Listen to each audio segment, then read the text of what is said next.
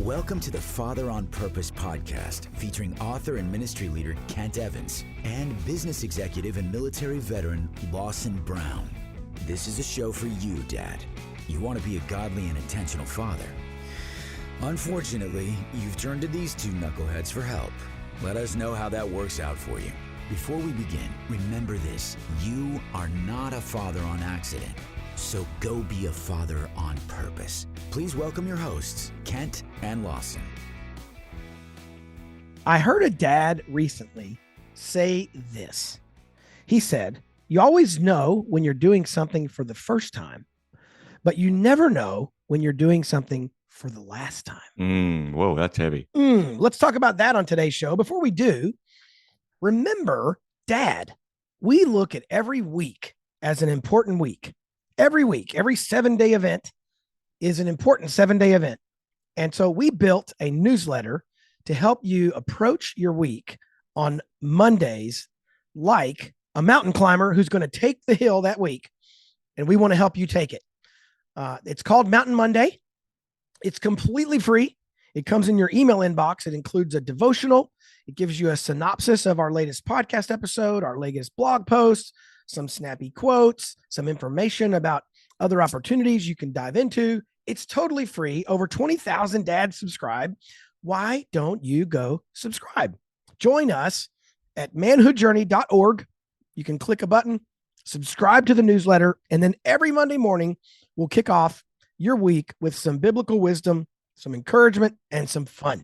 Dive in now. It's completely free. Go get Mountain Monday at manhoodjourney.org. So, Lawson, I heard that quote recently. I was at a wedding. Yeah, what's the context there? Yeah, so I have a friend. I'm 54 years old, by the way, freshly minted. Happy birthday! Yes, you are. Happy birthday to you. Recently, I had a birthday, and I have had a friend who's I think we've been friends almost right at 50 years. Like we met as preschoolers. Whoa! And have stayed friends for years and years. And so we were both in each other's weddings. Best men. We saw all of our kids being born. We've, grieved the loss of parents and all kinds of stuff. And I've just been through a lot of life with this guy. And his name is Dave. And his third child, he has 3 kids and 2 of them are married. His third one just got married a couple weeks ago. And I went to the wedding. And I'm standing right next to my friend Dave as and his son was getting married. So there's a father of the bride who's giving a toast at the reception.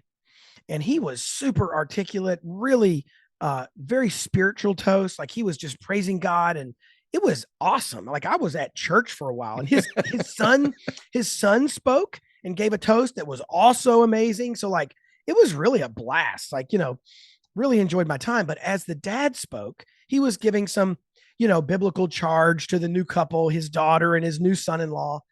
And he looked at them and he just said, "Well, Bailey, you always know," he said, "make the most of all your time together as a couple." And then he said, like the power line, like drop the mic. And he just goes, "Because you always know when you're doing something for the first time, but you never know when you're doing it for the last time." And I was standing next to my friend Dave and I elbowed him and I was like, wow, what a line. Like that was such a well-crafted line. And it made me think of just fatherhood in general. Man, I tend to live my life at a pace that is, generally speaking, not very sustainable. It's like I'm going from this thing to that thing.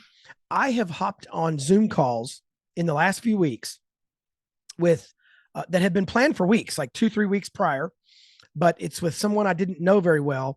And I'm literally like Googling their name with 12 seconds to go before the call starts, reminding myself, who in the world am I getting on a Zoom call with? I don't even remember this guy's name. Why are we meeting?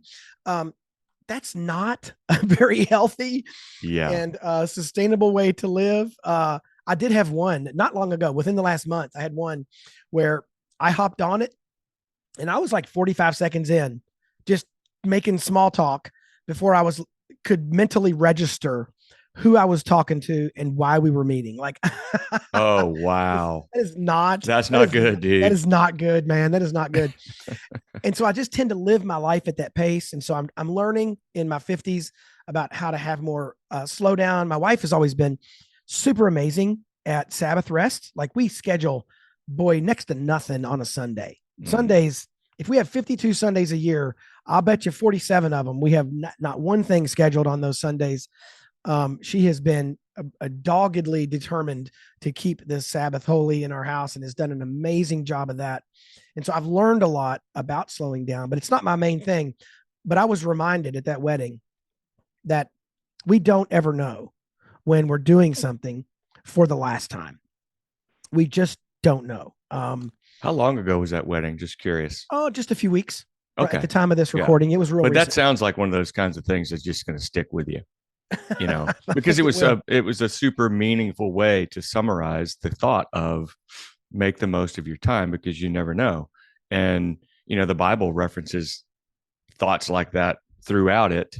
And just kind of thinking about what we were going to talk about today, Jesus knew that his time was finite.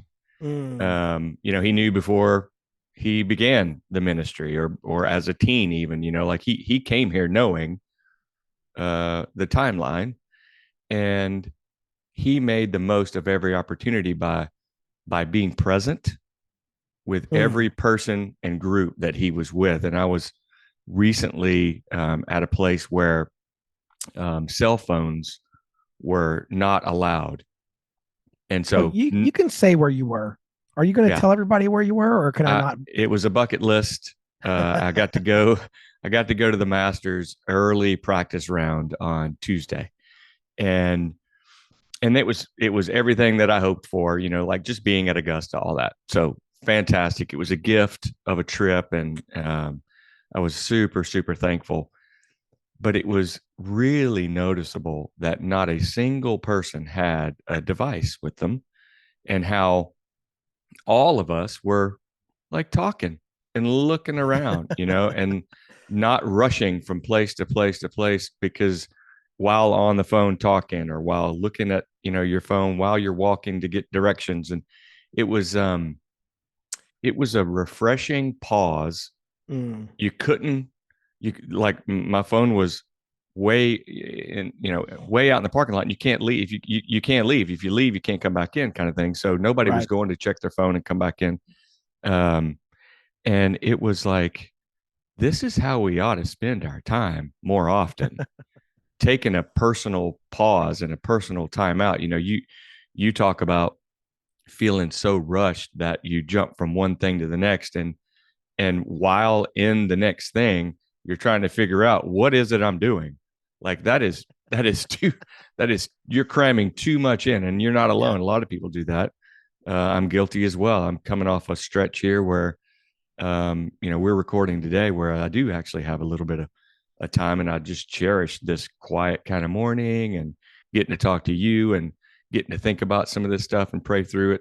And you can feel when God is pulling on you to slow it down and rest in him. But that statement that guy made about, you never know when you're doing something for the last time, that perspective, if you can carry that with you as a dad, and as your kids are growing, and as they're maybe experiencing something for the first time, first day at school, first time driving, first date, things like that to them in those moments. And like your friend who had their son getting married, and their new father-in-law says something like that, meaningful. Marriage, that wedding ceremony was, for most people, it's their first time. And I love that he weaved that into his like, make the most of every day together, make the most of your time as a married couple. And you can kind of lose sight of that in the day to day, and 20 years later of marriage. So it's a great reminder to walk around with this perspective, go through life each day, not expecting like, this might be the last time I ever do this. But my family kind of chuckles and makes fun of me sometimes, where I'm like, okay, this is our last Saturday together before, whatever that's coming, or someone's leaving, or, one of the girls is going back off to college, or whatever they're doing, because it's a thought process of cherishing. Yeah. Like, we're about to go do this together, and this will be the last time for a while. Let's just say, maybe not the last time forever. That's we're not talking about death necessarily, but it is the concept, of like, yeah, can you please cherish your time together? Yeah. Well, and I've had I've had 3 friends increasingly close to my like inner circle in terms of time, who have lost their spouse in either their mid 40s or their early 50s, to like pretty sudden ways of passing away. One had about an 18-month heads up. She had diagnosed with cancer, and it was a downward slide, but they knew that unless God intervened, she wasn't going to outlive that. Another, though, they went to the hospital for something pretty simple, and she didn't come out. And another passed away suddenly on vacation. And so and these are guys I know really well, really one or two are really close friends of mine. And there are times when you look back, and especially through the lens of maybe even somebody else's life, like if your spouse is alive and healthy, maybe this hasn't happened to you, but you might know someone who has had that happen, where they have had things for the last time. They have, and it's very final and very significant. But even with our kids, right now, I still have a 9-year-old at home, and he's still willing to give us hugs, at bedtime. And I just know, having raised 5 boys, and this is my 5th one, this is the last boy. I know those days are, numbered. And that's a I don't know thought. I don't know how many they're numbered, but I know that they are kind of numbered. And but what I don't know is, I don't know how many, right? For all I know, today's my last podcast. And you never know. And I love how James puts it. James 4 says, "Come now, you who say, today or tomorrow, we'll go into such and such a town and spend a year there and trade and make a profit." He says, "Yet you don't know what tomorrow will bring. What is your life? For you are a mist that appears for a little time and then vanishes. Instead, you ought to say, if the Lord wills, we will live and do this or that." I remember one time our pastor wanted to illustrate this verse, and he had a spray bottle. And it's so great, right? I mean, even though you might be listening to this on audio, you can immediately picture what he did up on stage. He took the spray bottle and he sprayed it, and you saw the mist, and then you saw it just kind of drift off, and it was gone in a second or two. And he goes, "That's what James says our life is. Not this moment, not this graduation or this wedding or this, confirmation or this home run he hit in the winning game, not just that moment. Your whole life, all 60, 80, 90 years of it are like a mist that come and then it vanishes and it's gone." And so, like, really relative to our life in eternity. Oh, for sure. And even as I get a bit older, April and I were kidding the other day, and since I just turned 54, I stopped her, I think it was last night, and I said, "Hey, do you want to know an interesting fact?" She said, "What?" And I said, "We're 16 years from 70. Yeah. And I don't know, man, but I used to think 70 was so old. And now that I can see it like in the span of a period of time. You are kidding me. I literally had that conversation with somebody on the phone last night. Did you really? Talking about 70. Yeah. He's got a friend who just turned 70. And we were like, I used to think like 70 is a skeleton walking around, toward the grave. And it's not at all. No offense to our older listeners of the show. I'm saying when I was a kid. Yeah. Right. For sure. Yeah. So I literally just had that moment last night with April. But as we, you can just start to number again. I don't know if I'll live till tomorrow, but if God doesn't come back, I hope Jesus comes back sooner than that. But if he doesn't, and if I live kind of this natural lifespan, you do tend to think, wow, I might only have 20 years left or 30, I don't know how many I've got left. And then you start to think, well, shoot, I'm going to be really careful about what I pack into those years. Mm-hmm. You know, I used to do stuff thinking I had all the time in the world, but now Yeah, I it know I helps don't. it helps you think about what's important. Psalm 90, verse 12 says, "So teach us to number our days that we may get a heart of wisdom." I think a heart of wisdom to me in this kind of conversation is have a heart for what do you pack in to these Yeah. days. If your days are numbered and we don't know the number, there's a countdown clock. if you figure the average American lifespan is whatever it is, 80 something, let's just say, and deduct how old you are, that determines how many days you air quote have left. You can number them. You can literally stick a number on them, but that's not the point. The point is treat your days in a way that is wise, so you are therefore judicious with what you do with them. Yeah. Because there is a finite number. The average American lifespan for a male, for a guy, is 73. And so when you look at that number, and at age 54, you know, I'm now down under 2 decades left. You know, Lord willing, right? I don't know. But having said that, it's like, wow, that's really interesting. So therefore, you know, do I want to get that book done? Do I want to go on that trip with one of my kids? Do I want to take April to that one place? You know, are those things I want to do? And if I do, man, time is of the essence. But even not so much just the planning for my eventual demise, but I do think about, you know, it's a Saturday and we had baseball practice today, and I just tried to like enjoy it, you know, like live in the moment. And I'm trying to do more and more of that rather than think, okay, after this practice, I got to beat it home and do the podcast recording. And after the podcast recording, I got to run to Lowe's and get that sink thing. I'm going to fix it this afternoon. That's all probably true, but I got to live in this particular moment, the one I'm actually sitting in. And I think dads, we're probably some of the chief offenders.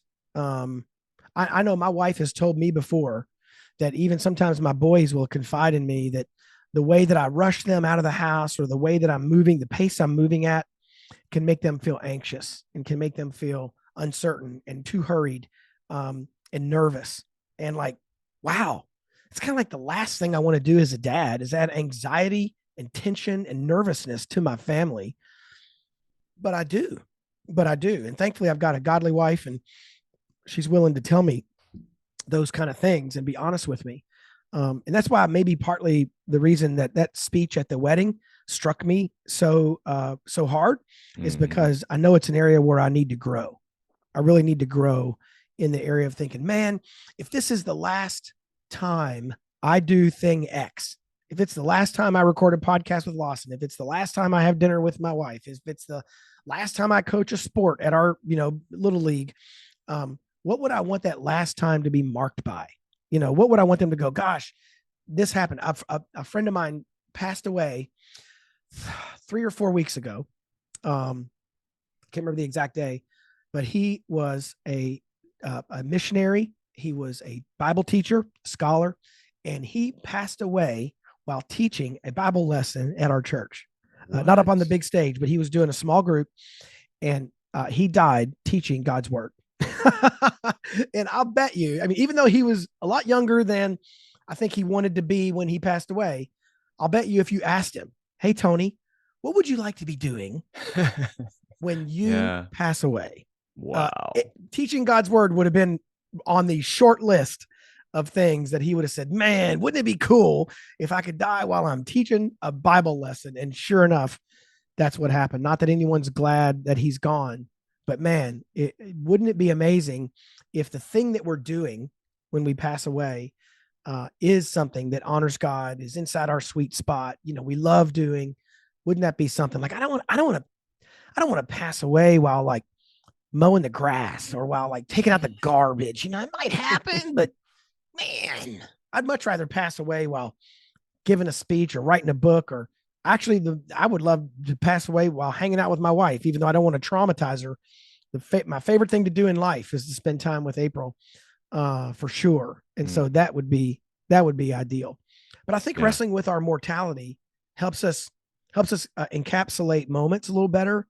And I think it also helps us, it translates so much to fatherhood. There's so many lessons we can glean from that talk for dads specifically. Mm-hmm. And maybe one we've already talked about is just, are we slowing our families down enough where we can savor the moments together as a family? And I find that hard to do. I bet a lot of other dads do too. I know dads tell us all the time, one of their biggest struggles is time. But ironically, nobody has an unequal amount of time. We all have an unequal amount of talent. We have an unequal amount of resources. We have an unequal amount of influence. We have an unequal amount of good looks. There's a lot of inequality, right, in how God distributed spiritual gifts and opportunities and you name it. But there's one thing for sure that we all have the exact same allotment of, and that is time. Yeah, in the the sense clock works that the same. the clock works the same for everybody on earth. So our time challenge is not so much we don't have enough of it. It's that we've got to make decisions about what to put in it. That's right. Yeah. And it's not a morbid thought to plan, not, to think about death. It's not, it's a reality. It's a pragmatic thought that can feed into this mindset of let's make the most of our days. Dads can lead your family in certain ways that help create moments or, like you said, you guys really protect the Sunday. We may have, well, I know it's not maybe, we do have dads out there who are cops, and they work the weekend shift. And so Sundays they're at work, but there is the thought of having a Sabbath, having a day, per week, where you can protect that as the dad, set the tone and have this understanding among the family that, it's dinner time and phones are put away and you don't talk about work. You go around the table and do highs and lows, talk about the best thing that happened today and something maybe you struggled with. And it's this opportunity to share life. It's an opportunity to hear from your kids. And you, as the dad, aren't the one doing most of the talking. You're doing most of the listening. But there are ways that we, as the leader of our families, can weave into the interactions among us as family members that do help highlight these times that we have together, with the thought process of whether it's the first or last time doesn't matter. It's the time that is worthy of cherishing. And it could be going to Lowe's to get that, replacement battery for the fire alarm, or whatever. And that's yet another opportunity, doing things together. You can, maybe come up with every Tuesday afternoon, you and your wife go for a walk after dinner, and that's mom and dad time. And you figure out a way to cherish that and protect it. Our job as protectors is not just the safety and security and making sure the doors are locked at night and that sort of thing. It's protecting that cherishable time that we have together. It's finite. And so let's treat it as if it's a treasure, I guess. I remember years ago, I was at a men's retreat, 20 years ago or so. And the father of our pastor, Kyle Eidelman, his dad, Ken Eidelman, spoke on the topic of fatherhood. And there was a bunch of dads in the audience, and there was some Q&A after, and somebody asked a question. Can't remember the exact nature of the question. I think it had to do with money and budgeting, something like that. And Ken basically said, well, here's my advice when it comes to money. And it wasn't the only thing he said, but one of the things he said was, and what he said next kind of was like a hard left turn, because it didn't sound like it was tied to money. But he goes, here's one of my pieces of advice about money. Don't skimp on vacations. And then he went on and he said, look, if you've got to decide between spending the $800 on a new refrigerator, but you have one that works, put the $800 on a vacation and let the fridge go down the road a year or two.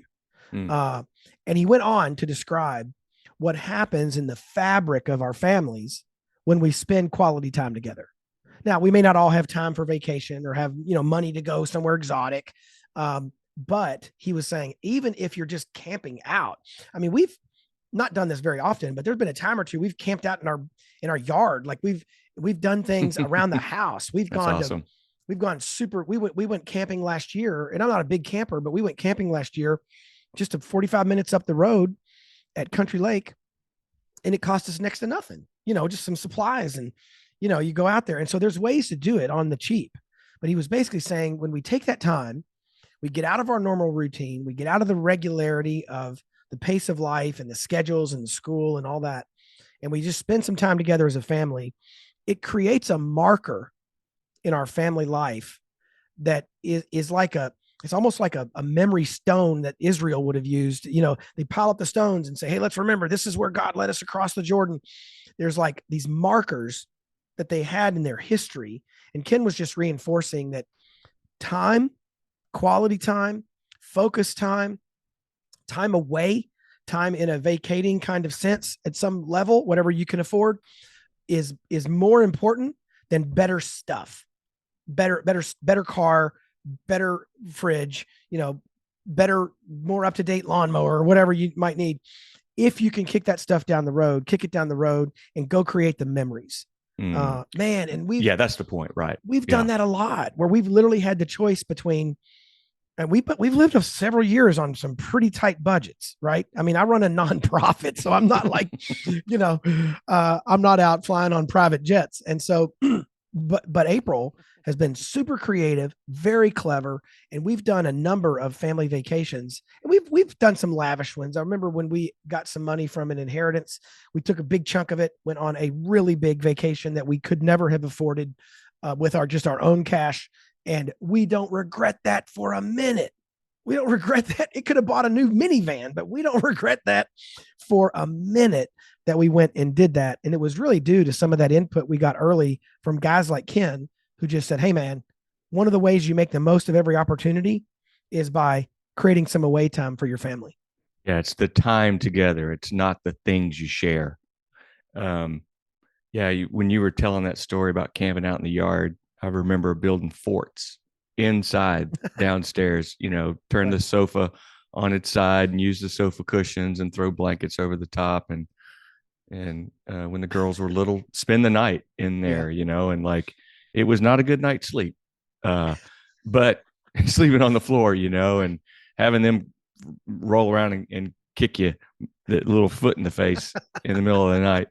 But man, oh man, was that a special time that, here I am, the girls are in their 20s, and I still remember that downstairs house in Crestwood, Kentucky, where we built the fort downstairs and spent a couple nights down there together. And it's those times, there was a time where that was my last time doing that. Didn't mean I died, obviously, right? But they outgrew it. Hasn't been one since, right? Yeah, right. Well, it's funny, when COVID, we had a fire pit that you could pick up and move around. We had a fire pit that was like one of those little metal ones, and you could kind of put it wherever you want. And I'm so stupid. I put it out in our backyard, and we had a fire one night. We put up a tent. I think we roasted marshmallows. We had the whole thing, but I had done it right on my grass. And then the next morning there was this big brown spot where I had cooked the grass. I mean, it was raised, like it was, a foot off the ground. So I thought it was fine. You think heat only rises. However, the physics of our fire pit are that plenty of heat went down and scorched the big circle in my yard. But we remember that, like, man, the night Dad burned up a chunk of the yard during COVID, because we were just having a campsite in our backyard, right? So sometimes it's definitely not something you got to put a lot of money into, for sure. Yeah. I want to read one more verse, Lawson. I don't want to get away from this topic without reading almost like a hero verse for me, Stretch, on this topic of time. And it's from Ephesians 5:15-17. It says, be very careful then how you live, not as unwise, but as wise. And it says, making the most of every opportunity, because the days are evil. I think that's a very interesting phrase. Therefore, do not be foolish, but understand what the Lord's will is. And he goes on to describe some things that are part of the Lord's will in a generic sense for everybody. I love the phrase, two phrases in there in verse 15, not as unwise, but as wise, right? So what we really need as dad is not just like a 25-hour day where we need more vacation. We need wisdom. We need wisdom. How usually, if I'm using my time poorly and I'm not making the most of every opportunity, it's because I'm making unwise choices. I've sat in a living room before where my kids are, not for hours, but for minutes, where I'm like checking like sports scores or I'm checking the news on my phone. And I've got like a 10-year-old kid sitting next to me, flipping through a picture book. That's stupid. Like, I mean, that is dumb. Yeah, I need to put the phone down, go over next to him and say, tell me about your book. Right. And I'm not saying that that's just an unwise use of my time. That is, I mean, good grief. So like I've not done that 1,000 times, but I've done it enough. Yeah, everybody does. What? Right. What am I doing? And I literally will catch myself scrolling down going, and I'll be like I get woken up from a trance and I'm like, what am I doing? He's right there. He's 6 feet away. Got to be kidding me. So I move over. And then the second piece of that verse I love is because the days are evil. For those of you who might be new to the theology of the Christian life, there is a time when there was no time, and there's coming a time when there's no more time. So time is an invention, and there's a bookend. There's a moment when time started. Clocks began ticking. The earth revolved around the sun. Those things, those pieces of our universe that declare how long a minute is, how long a second is, how long a year is, those things are temporary. There's coming a day when God will roll it up and there will be no more time in the way we understand it now. And so, for example, think of all the things you'd like to do with the remaining portion of your life. And you think, man, I want to learn how to ski. I want to learn how to speak Spanish. I want to learn how to golf better. I want to learn how to fix up a car. I want to learn how to do oil painting, whatever, right? Whatever you would like to do. Here's what I know to be absolutely true. You don't have enough time. You will not get all the things done that you want to get done. You know why? Because the days are evil. Because time is an invention that is unnatural. It's not meant to last forever. That's the definition of time. It's that it, in fact, truncates eternity. It doesn't last forever. That's why parting is such sweet sorrow. That's why when people die, we're sad. That's why when you have an experience that's a lot of fun, but then you got to go back to work on Monday, that's sad. Why? Because you couldn't just let that experience last forever. There's something in you that doesn't like time because we're not built to be constrained by it. Our spirits are not built to be constrained by time. And so when the author of Ephesians, when Paul says, because the days are evil, I think that's part of what he's talking about is the fact that we only have 24 hours a day is an unnatural, evil way to live because we're meant to exist in eternity. Like I'll give you an example. I'm going to meet a guy next week, Lord willing, if Jesus doesn't come back, we'll meet a guy next week who I'm going to spend, I don't know, maybe an hour with, maybe 2. But I really like this guy. He's super brilliant, very wise in areas where I'm not as wise. He's had a lot of experiences I haven't had. And I wish I could spend 3 straight days with him, right? Like I wish I could just pick his brain for hour after hour after hour after hour. But you know what? He's probably got a flight to catch. I need to get back. The very next day, I got to go on another trip. So I'm constrained by time. And so I'm going to try to make the most of our time together. But I'm reminded, man, when I'm in heaven and I want to hang out with Noah for a while, or I want to hang out with you or Hunter or my wife or my boys, their daughter, their wives, when I want to have extended time, I'll have all the time in the world. It'll be unlimited. Right. Because I can just do it again. I could do it again. Hey, this conversation has been great, Galileo. I'd like to have one tomorrow and ask about, Copernicus. Like there's like so much we would want to explore and do, but we're constrained by time. And I think that's part of the reason why Paul says the days are evil. Yeah. And our time here is finite, and back to what I said in the beginning, Jesus knew that his time on earth, walking around, being with people would come to an end on this heaven, on this earthly world. But yet he was not in a hurry. He was not rushing around. He was not beginning a conversation with somebody and going, all right, so what am I doing here? And who is this? And what am I doing next? So you're basically comparing him to me and how I do it wrong. Thank you very much. Exactly. I can read between the lines. Yes, that's right. But as us, as us dads, looking at life that way through the lens of our time here is finite. And so let's make the best use of it. Like Colossians 4:5 says, walk in wisdom toward outsiders, making the best use of the time. Yeah.